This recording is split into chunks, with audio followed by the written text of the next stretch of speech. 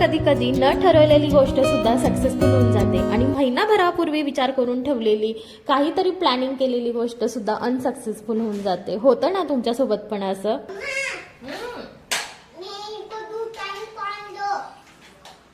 दूध और कौन खाएगी? दूध और कौन खाएगा मेरा बेटा? जेव्हापासून शाळेला सुट्ट्या लागलेल्या आहे ना, सकाळचा नाश्ता म्हणजे दूध आणि कॉर्न आणि एक अंड खाते. पण मला आहे ना थोडासा बेनिफिट पण वाटतोय त्याचा, कारण मी तो आजारी पडायचा महिन्यातून एकदा तरी, पण आता थोडीशी त्याच्यामध्ये इम्प्रूव्हमेंट पण होतीये. शाळा सुरू झाल्यावर सुद्धा मी विचार करते की त्याला नेहमीच दूध, कॉर्न, त्यानंतर अंड वगैरे खाऊन त्याला शाळेत पाठवेल.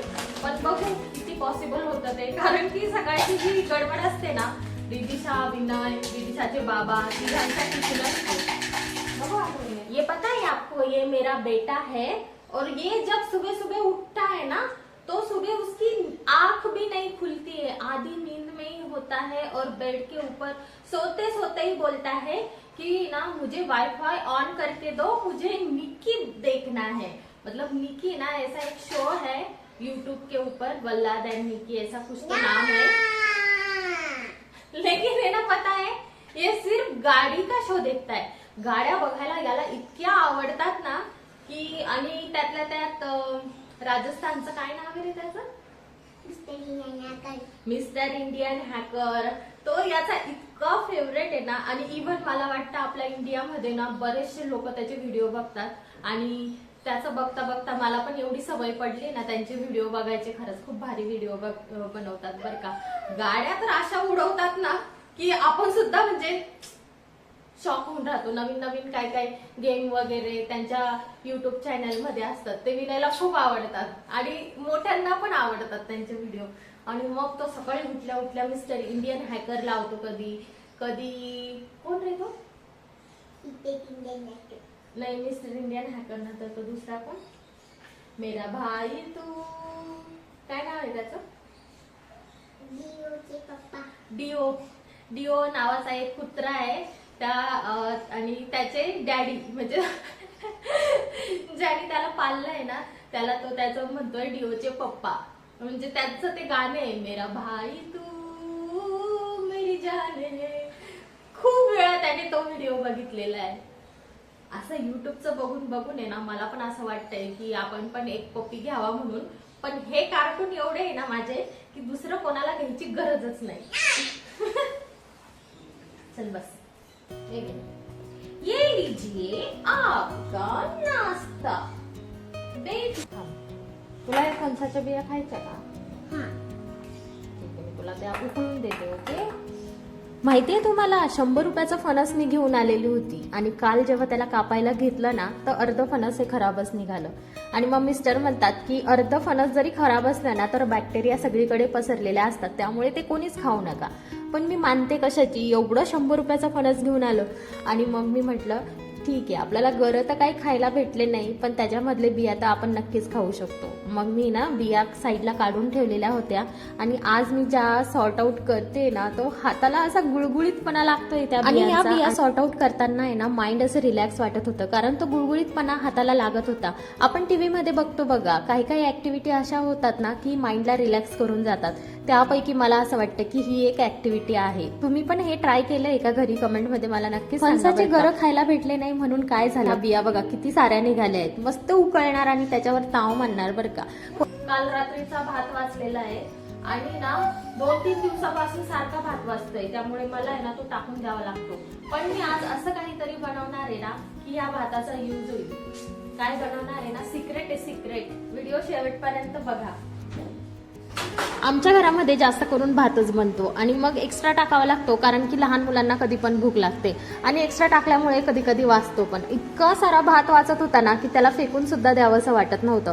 मग लास्ट इयर मला आहे ना असं वाटलं की उरलेल्या भाताचं आपण काहीतरी असं बनवलं पाहिजे की जेणेकरून ते खाल्लं पण जाईल आणि तो भात सुद्धा वेस्ट होणार नाही. म्हणून मी युट्यूबवर बऱ्याच अशा रेसिपी सर्च केल्या, पण त्यापैकी उंदियो नावाची एक रेसिपी होती गुजराती स्टाईल मधली, बऱ्याच लोकांना माहिती पण असेल.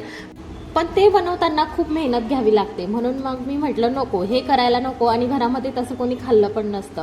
मग आपल्या महाराष्ट्रीयन पद्धतीने काय असं आपण बनवू शकतो ना की जे झणझणीत पण राहील आणि खायला सुद्धा टेस्टी राहील. मग मी अशी रेसिपी शोधून काढली ना की तुम्ही ना विचारच नाही करू शकत.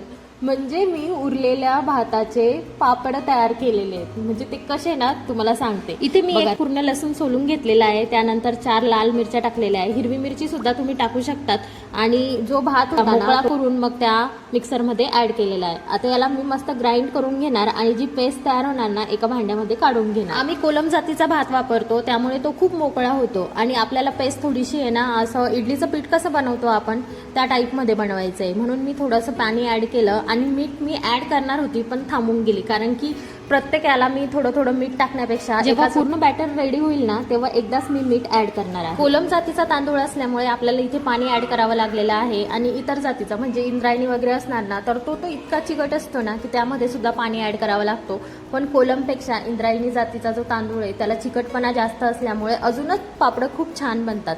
तर इथे मी बॅटर आहे ना काढून घेतलेलं आहे. उरलेला भात सुद्धा मी मिक्सरमध्ये ग्राइंड करून त्या भांड्यामध्ये काढून घेतलेला आहे. भात दळताना आपल्याला एवढी काही कन्सिस्टन्सी समजत नाही की पाणी किती ऍड करायला पाहिजे. जेव्हा आपण पूर्ण भात एकत्र एका भांड्यामध्ये काढतो ना दळलेला, तेव्हा मग नंतर पाणी ऍड करायचं. आणि इडलीचं जे पीठ असतं ना ते तर खूप थोडं पातळ असतं, त्याच्यापेक्षा थोडंसं घट्ट आपल्याला इथे आहे ना पाणी ऍड करून घ्यायचं आणि बॅटर तयार करून घ्यायचं. त्यानंतर चवीनुसार मीठ मी या बॅटरमध्ये ऍड करून घेतलेलं आहे.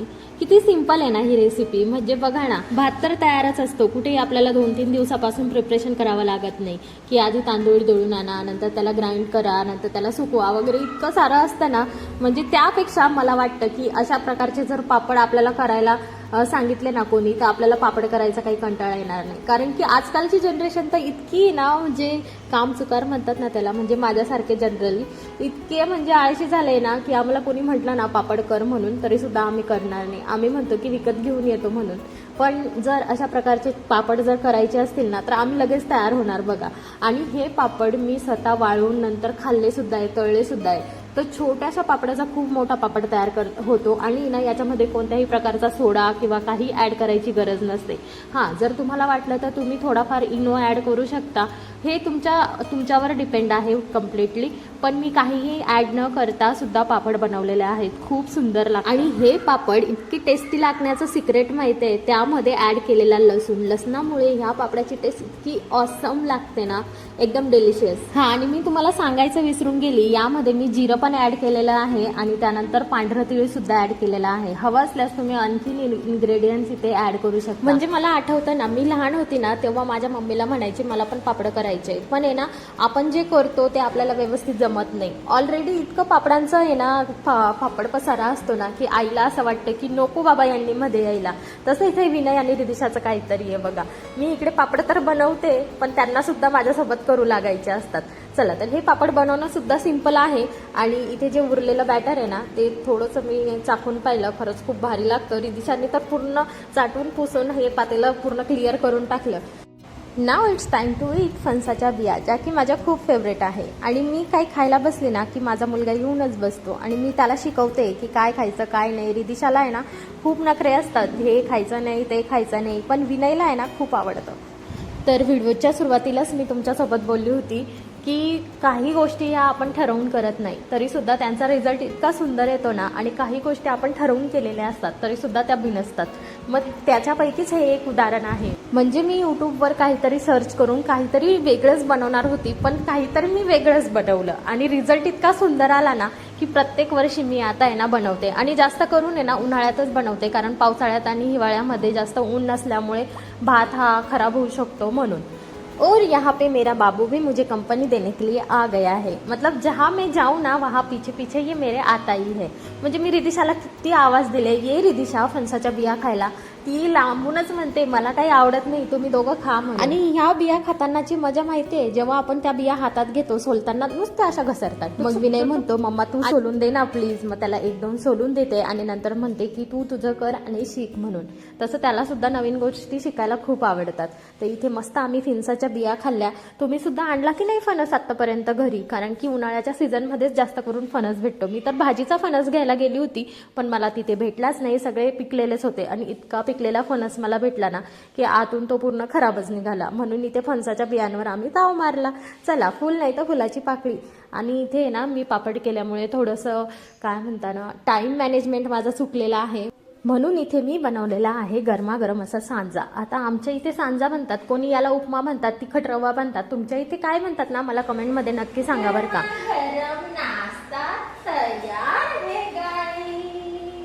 आणि आज रिदिशाला क्रेविंग झाली होती लिंबू पाण्याची, आणि म्हणून तिने इथे लिंबू पाणी ना रेडी केलेलं आहे. आणि लॉंग व्हिडिओ सुद्धा तिने बनवला आहे, तो मी नंतर टाकेल याच्या रेसिपी. आणि इथे लिंबू पाणी विथ उपमा असं आहे ना भन्नाट असं कॉम्बिनेशन आज आम्हाला खायला प्यायला मिळालेलं आहे. मस्त टीव्हीवर मूवी लावून आता आम्ही आमचा लंच कंप्लीट करणार आहोत. चला, तो भेटूया नेक्स्ट व्हिडिओमध्ये. तोपर्यंत बाय. माझ्या अशाच नवनवीन डेली व्लॉगसाठी प्लीज माझ्या चॅनलला सबस्क्राईब करा.